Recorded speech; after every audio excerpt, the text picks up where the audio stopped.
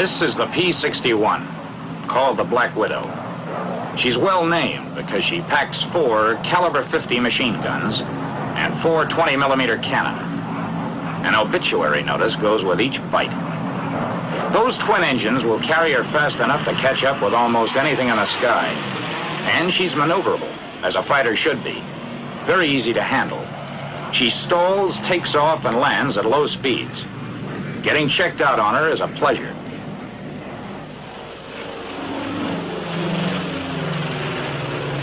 The Black Widow flies the skies in 3 sleek models.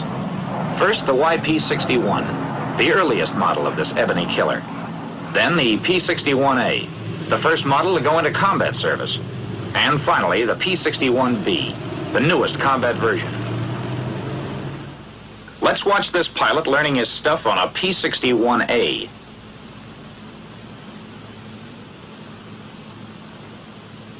The first thing to do is familiarize yourself with the cockpit. Learn where all the controls and gauges are located. The TO for the airplane is a big help. Diagrams and photographs make it easy for you to get to know the ship. After a couple of hours of study, you are able to pick out the controls and gauges without the loss of a second. And with your eyes shut. That's important because you can't afford to waste time in this fast twin-engine job. And there's no co-pilot around to help you. You're going up for a ride, just to get the feel of the ship.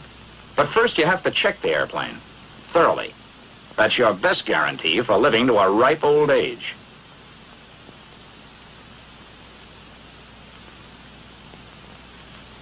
Like most airplanes equipped with tricycle landing gear, the 61 has a nose gear towing pin. Check it, as the nose wheel may shimmy on takeoff and become damaged. Check the nose wheel pin cap. Be sure it's on tight. Then check the rest of the landing gear for inflation of the tire and general condition. The red mark shows whether the tire has slipped on the rim. The strut ought to be extended about 4 inches. And another item not to be forgotten is the pressure in the emergency landing gear system. There's a gauge in each wheel well. It should show 700 pounds per square inch for the nose gear. Repeat the same inspection on the other 2 wheels. No cuts or bruises. Tread's okay. No slippage. Strut clean and extended around 4 inches. And the emergency pressure? 750 pounds per square inch for the main landing gear. Now to give the exterior of the plane a general going over. Skin's all right. No loose rivets or dents. Antenna mounted securely. De-icer boots okay. No rips or places where oil or gasoline has been spilled. Gun bay doors tight.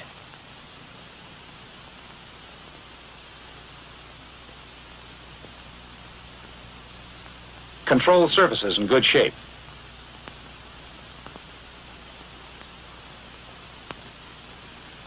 All hatches and doors must be closed and locked. Otherwise, they'll blow open and probably off when the plane's in the air. So each one should be checked. The radar operator's top hatch, rear entrance door.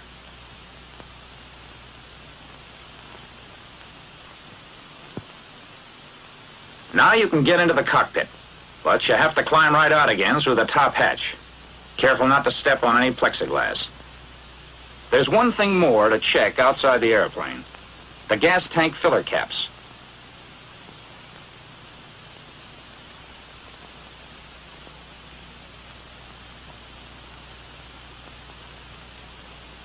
Two on each side, and oil cap. Make sure they're fastened tightly in place.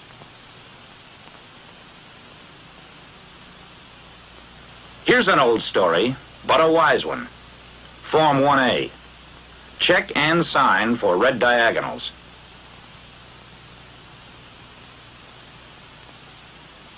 Turn on the circuit breakers behind the gunner's seat. And make sure the gunner's escape hatch is closed and locked. From now on, you are in command of the airplane. What would you do now? Well, you know the answer to that from studying the tech order. Turn on the generators. Then more circuit breakers. The ones for the starters and fuel booster pumps. and the light circuit breakers. Now look around the cockpit to see if everything is in order. Nothing loose. No tools or papers to foul up the controls. Instruments okay. The controls, and that includes the throttles, are locked. Unlock and try them out.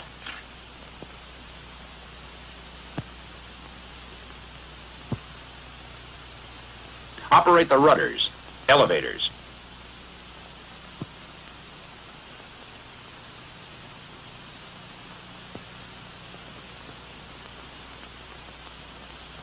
Put ailerons through their complete range. Notice that those ailerons are unusual? They're the spoiler type, especially effective at high speeds. The P-61 is the only airplane in the Army Air Forces that has them. Controls are all okay. See if all the controls and switches are set properly. Open throttles 1/4 to 1/3. Prop control switches in automatic. Feathering switches normal. Test the prop circuit breakers to make sure the buttons are in. Check fuel in all tanks. Fuel valves set to outboard tanks.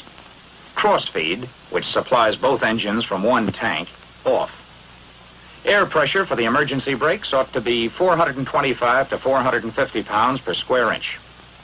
Check the clock against your watch and the altimeter.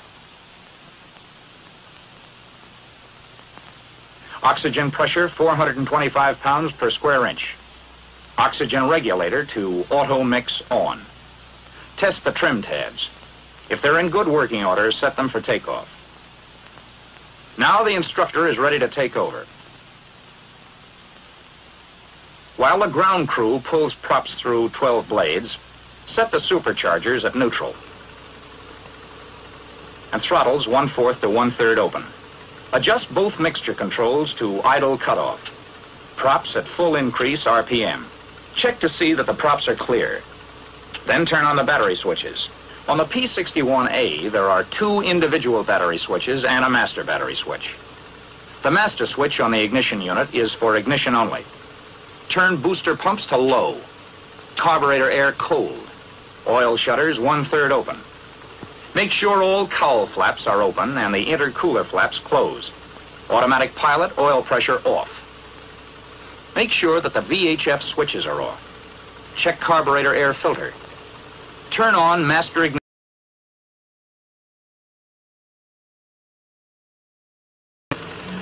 Energize the starter and then prime the engine in the last 5 seconds of energizing. Since a putt-putt is furnishing your power, you should energize for no longer than 10 seconds before flipping the switch to mesh. If you are using the battery, the maximum energizing period would be 20 seconds. Don't energize beyond those limits or you'll damage the starter. When the putt-putt is being used, only your main battery switch should be on. Turn on the other switches when the crew chief disconnects the putt-putt.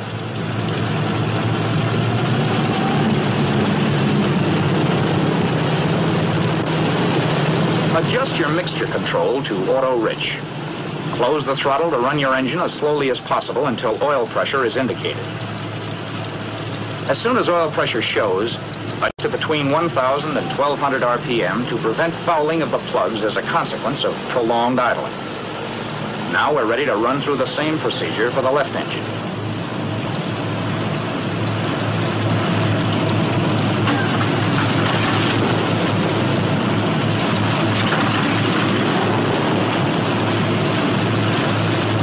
Throttle to between 600 and 700 RPM until the oil pressure gauges indicate a steady pressure.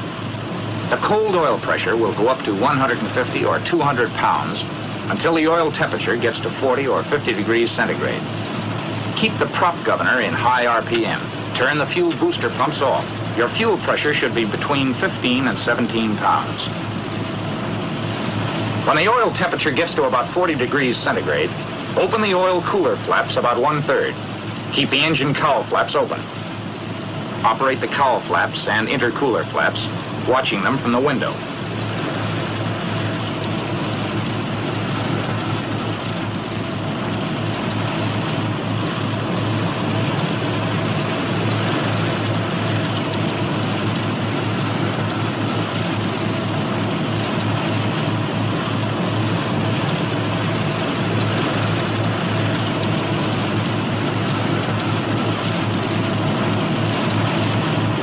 Operate the oil cooler flaps and check the gauge.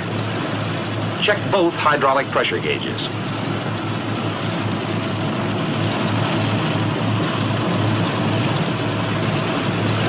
Make your interphone check and see that all entrance hatches are closed and locked. Okay to taxi to runway 29. Use taxi strip directly in front of you. Runway 29, roger.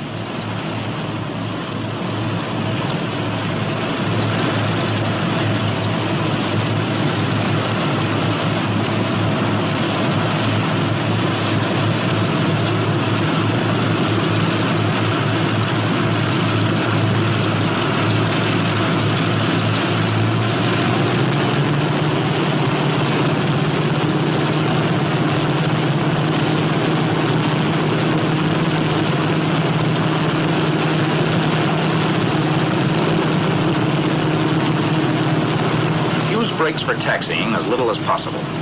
This holds good for any two-engined airplane. And when you want to turn, use your outboard engine.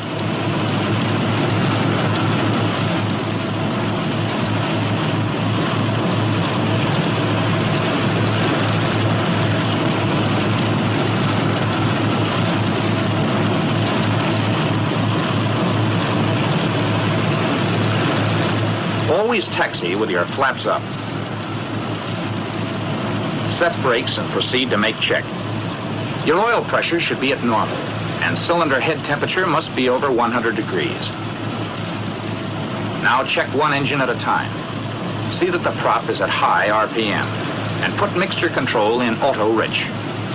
Open your throttle briefly to about 40 inches to clean the engine out. Then, reduce manifold pressure to 30 inches. RPM should be from 1950 to 2100. Check your ammeter. It ought to show charge. Next, turn off one magneto. Your loss of RPM should not exceed 100. Now make a quick check on the other mag. Running an engine at high manifold pressure on one mag may cause serious detonation. Next, test the prop circuit breakers. Pull the prop governor control lever back from its high RPM setting until it drops 200. Advance the prop control to the original setting.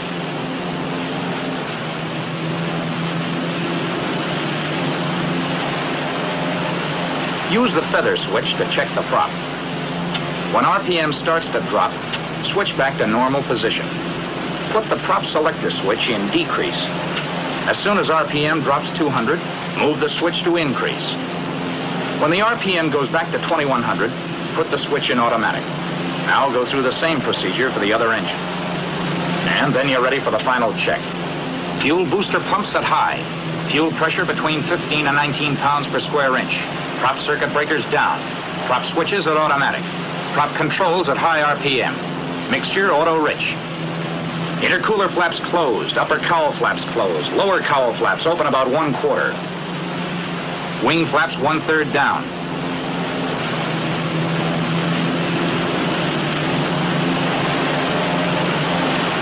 Gyro instruments uncaged.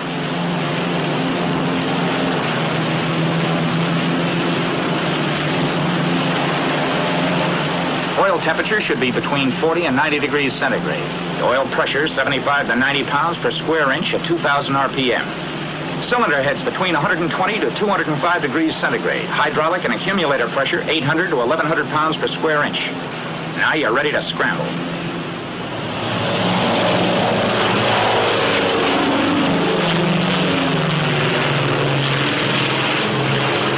Yes, the P-61A takes off like a homesick angel.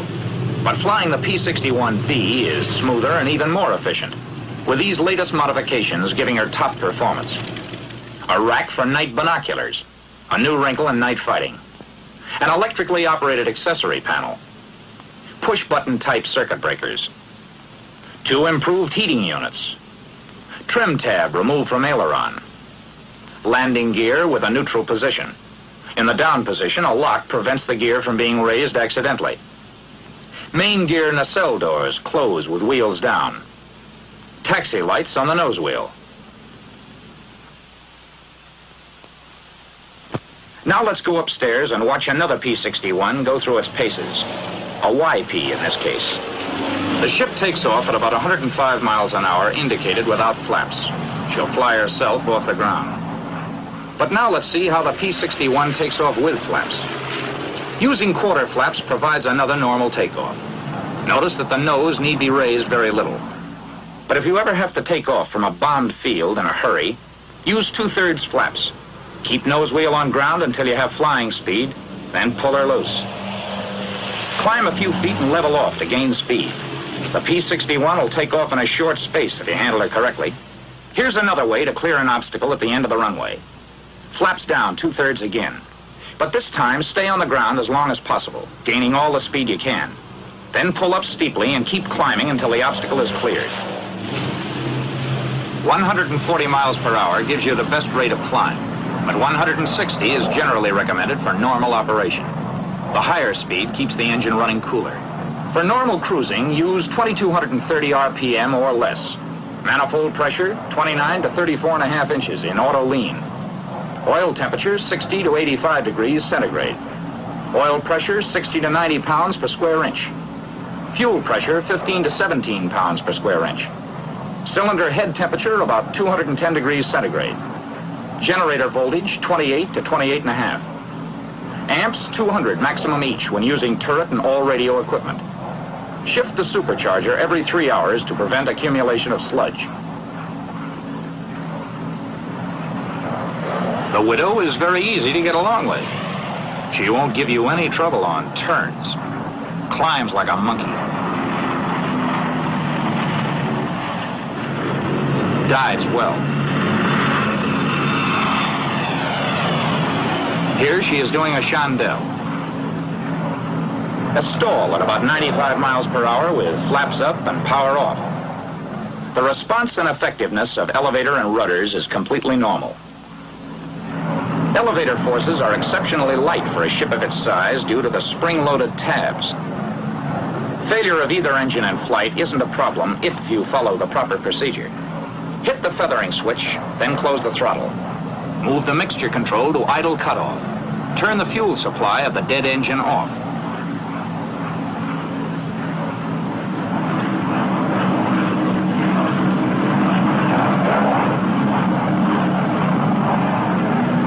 Snap the ignition switch off after the prop stops rotating. Put the live engine in auto rich. And trim your rudder tab.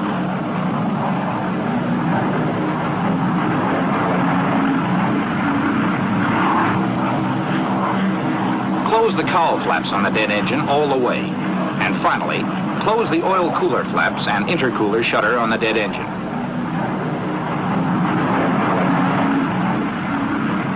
Even when stalled on one engine, the Black Widow isn't in trouble.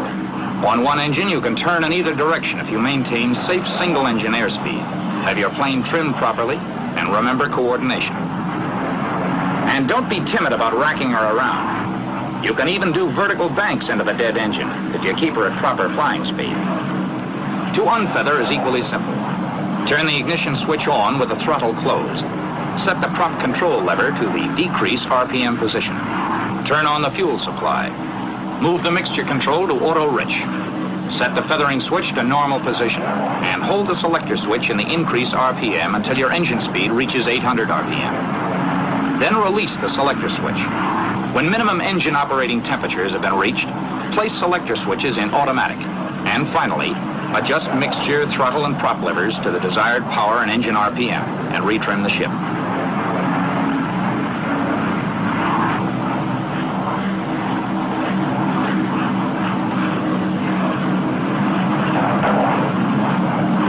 In case of both fuel and booster pump failure on one of the engines, turn on cross-feed valve and the booster pump of the operating engine to high. If, in an emergency, you need the absolute maximum performance, use the water injection, which is found on most P-61s. Just shove the throttles all the way open. That turns on the pumps. And then push the water injection switch. That sends the water into the engine. To use the autopilot, turn on the pressure valve. Pressure should be between 100 and 125 pounds per square inch. Trim the ship so it'll fly hands off.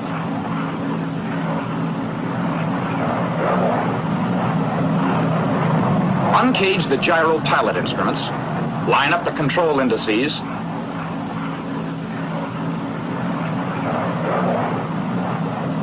First the rudder.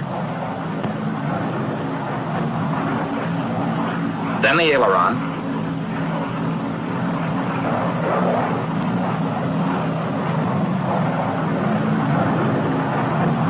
And last the elevator.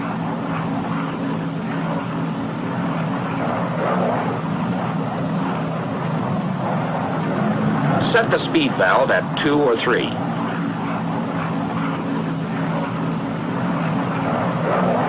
Now turn on the autopilot.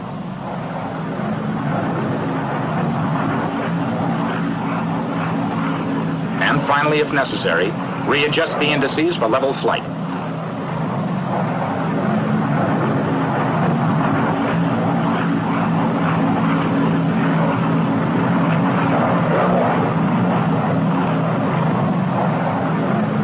Well, I guess we've been up long enough. Let's head for the barn.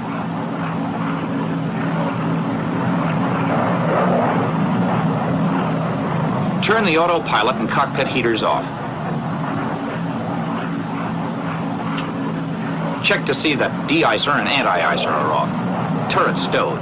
Fuel tube fullest tank. Cross feed valve off. Mixture auto rich. Fuel booster pumps high.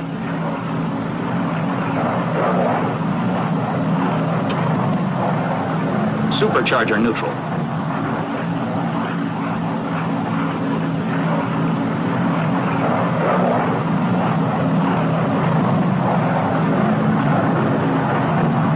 When airspeed drops below 175, lower gear and check it.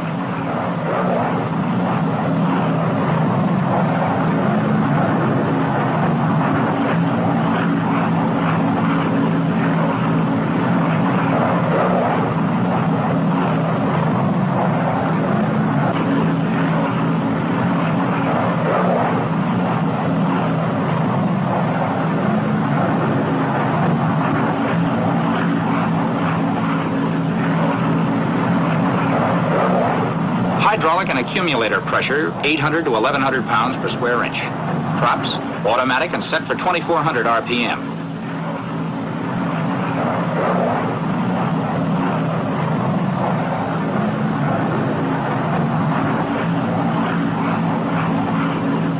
And lower your flaps.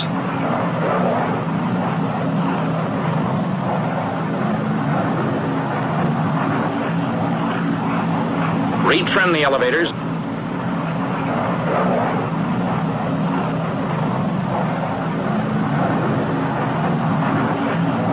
Check brake pressure with your toe.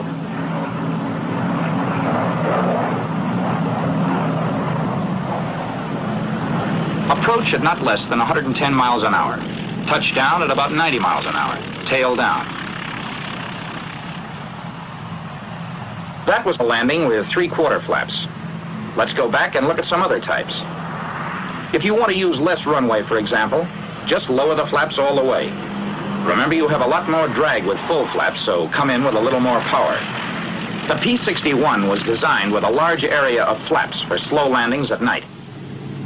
If you're forced to land on a short runway, make a power approach. Use full flaps and fly the airplane quite slowly. You'll have to keep considerable power to prevent stalling, but the ship will get down in less than 1,000 feet this way. For a single-engine landing, bank into the good engine if practicable when you enter the traffic pattern. Lower the wheels just after you turn into the approach, but don't lower the flaps until you're sure of making the field. Use some power on the good engine. Try to make your approach as normal as possible. If you're going faster than normal, fly the plane onto the ground and use the brakes rather than holding it off to lose the excess speed. Some pilots prefer to make a landing with no power. It may be done with full flaps. The glide must be quite steep in order to maintain airspeed, and the flare should be started rather high so the plane won't mush into the ground. But now let's see what happens after the wheels are on the ground. Hold the nose off the ground as long as possible in order to spare the brakes.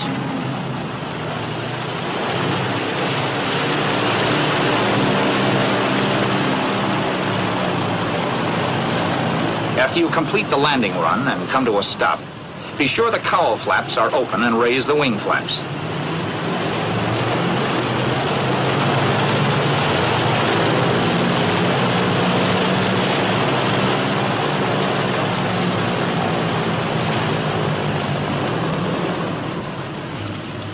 Idle the engines at 1,000 to 1,200 RPM until cylinder head temperatures drop below 205 degrees centigrade.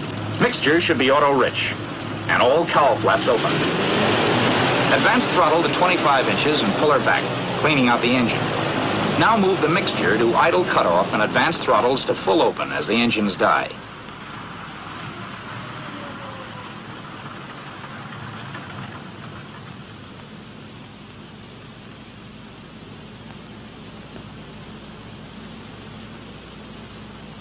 Turn off all switches.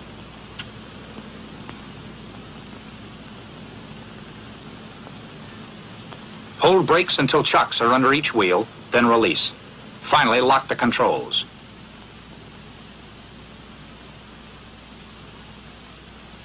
Well, that ends your first lesson in learning how to fly the Black Widow. You have a long way yet to go, but it's usually a case of love at first flight. She's that kind of an airplane. The Black Widow is designed to kill. The fury of her guns and the flaming wrecks of her victims are lighting up dark skies over enemy strongholds. To you who will fly her at night in hard-hitting air battles, we say good luck and good hunting.